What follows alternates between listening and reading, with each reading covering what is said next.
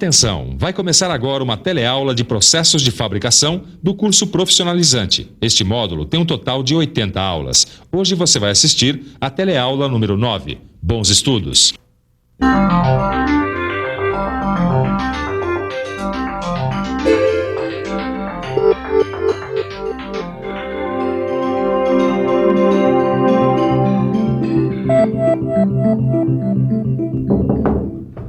Ô, Ananias, tudo bom? Tudo bem. Olha só o que eu achei no porão da minha casa.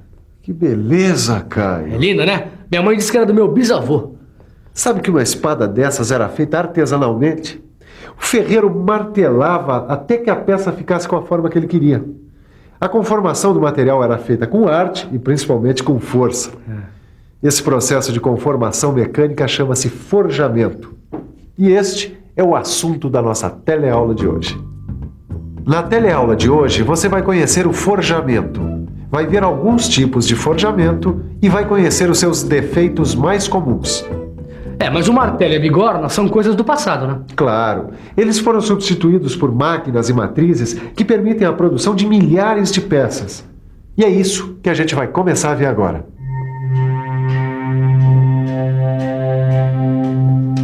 Oi, o que você está fazendo aqui? Eu tô malhando um ferro para fazer uma ferradura. Quer dizer que eu posso dizer que você está deformando o material por martelamento, é isso?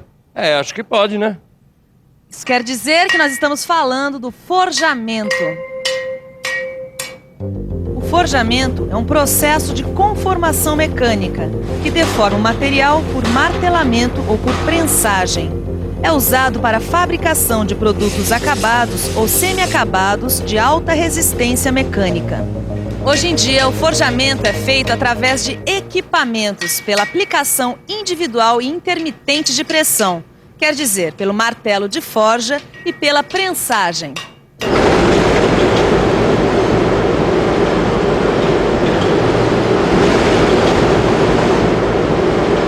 Além da laminação, da extrusão e da trefilação, agora eu aprendi outro processo de conformação mecânica, o forjamento. O forjamento pode ser por martelamento ou por prensagem. Agora, para saber qual é um e qual é outro, a gente tem que ficar por dentro.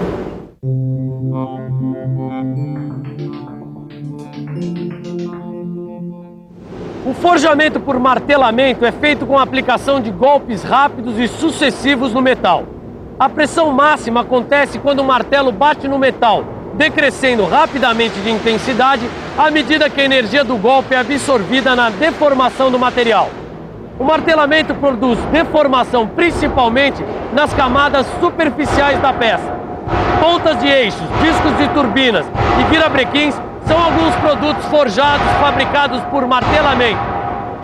Os martelos de forja aplicam golpes rápidos e sucessivos ao metal, através de uma massa de 200 a 3.000 quilogramas, que cai livremente ou é impulsionada de uma altura que varia entre 1 e 3,5 metros. Na prensagem, o metal fica sujeito à força de compressão em baixa velocidade e a pressão máxima é atingida pouco antes da carga ser retirada. Veja que a força é aplicada gradativamente. Assim, as camadas mais profundas da estrutura do material são atingidas, tornando a deformação mais regular do que no martelamento. No forjamento por prensagem, as prensas mecânicas de curso limitado são acionadas por eixos excêntricos e podem aplicar cargas entre 100 e 8.000 toneladas. Já as prensas hidráulicas podem ter grande curso e são acionadas por pistões hidráulicos. Sua capacidade de aplicação de carga fica entre 300 toneladas e 50.000 toneladas, mas elas são bem mais caras.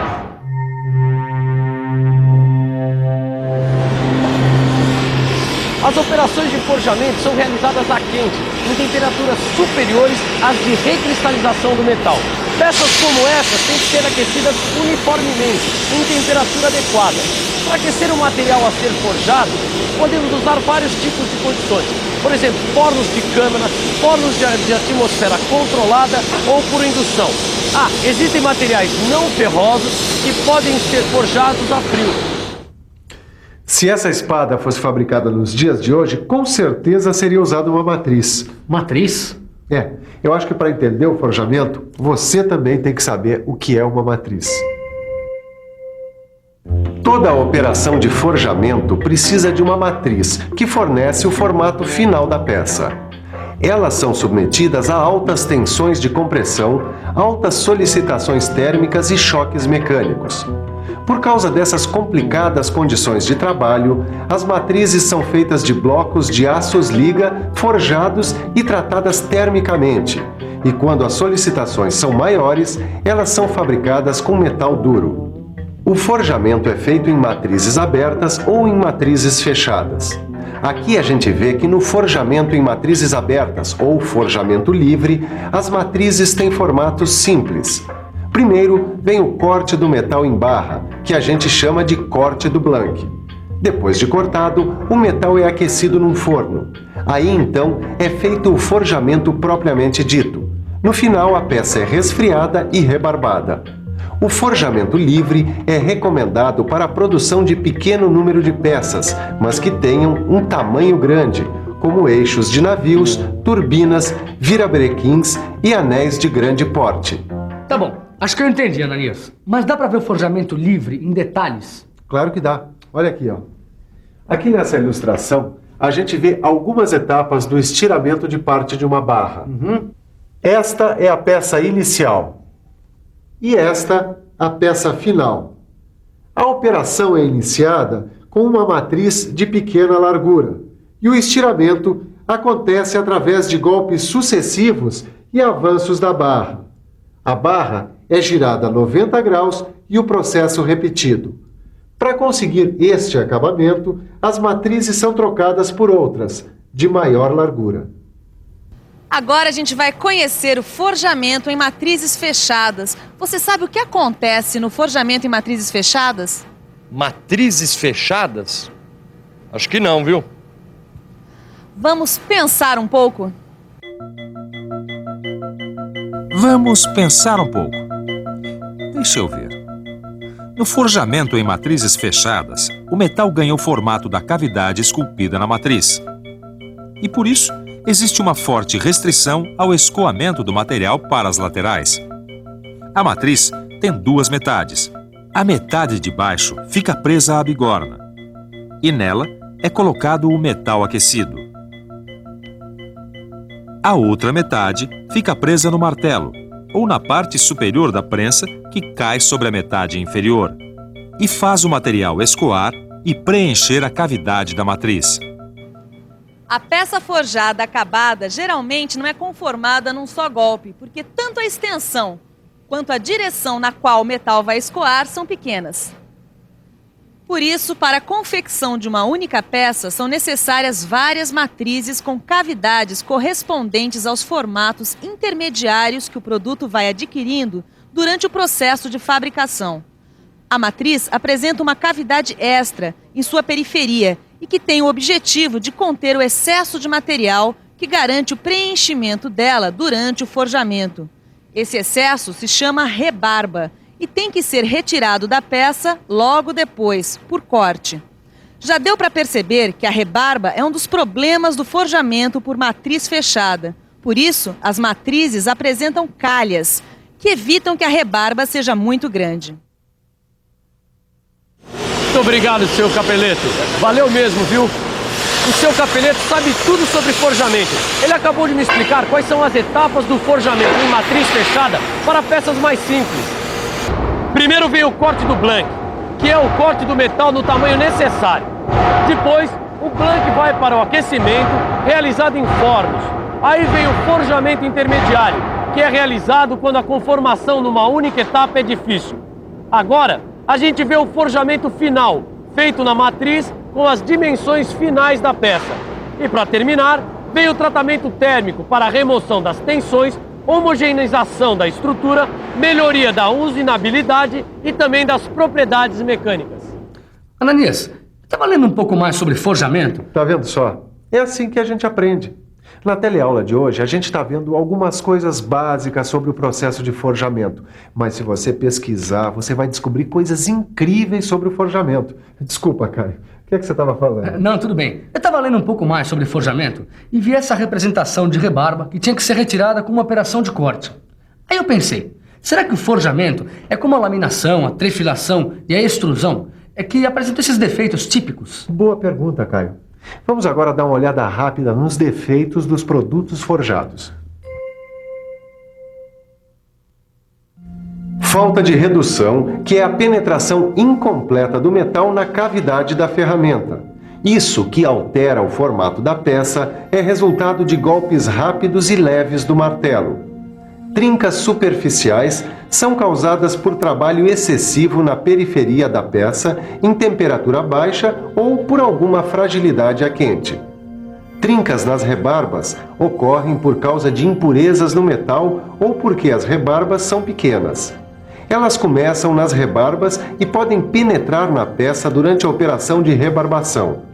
Trincas internas, que, como o nome mesmo diz, começam no interior da peça como consequência de tensões originadas por grandes deformações.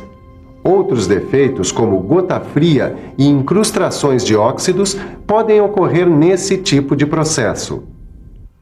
Bom, agora eu vou dar uma olhada caprichada no meu livro de estudos, porque tem muita coisa para aprender sobre os defeitos dos produtos forjados. E não dá para bobear, né? Por que você não faz como o Caio, hein? Pegue o seu livro de estudos e fique ligado. Vem aí a revisão.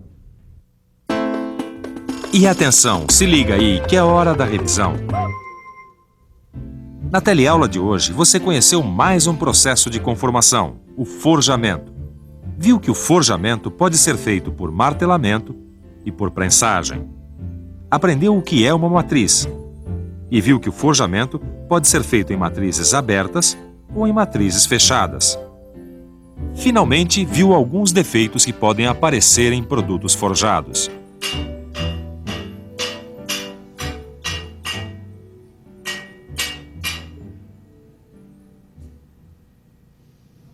Hoje você ficou por dentro de mais um processo de conformação mecânica. E se você quiser forjar o seu futuro, não esqueça de dar uma boa revisada no seu livro de estudos e fazer os exercícios. Na próxima teleaula tem mais um processo de conformação mecânica.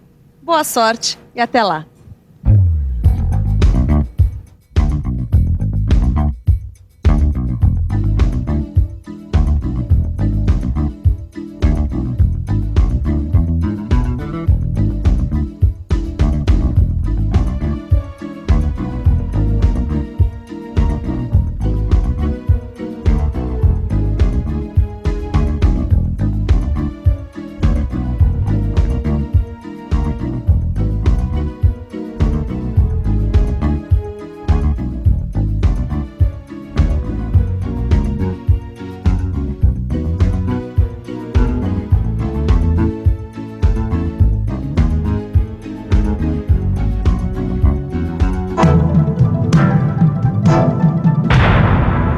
Telecurso 2000, um programa de educação do Sistema Fiesp e da Fundação Roberto Marinho.